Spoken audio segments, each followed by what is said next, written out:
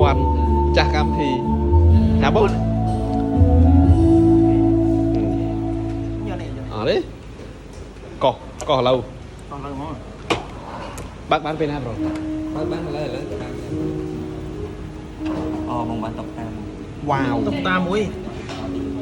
tộc ta wow cấp rồi đấy tôi nhắn giờ mới đợi thôi đang mới nào không nó bos nó lúc sụp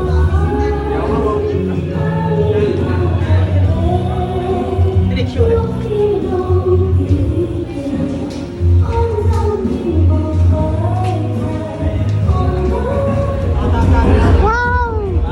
trái lời em thế là đặc ấy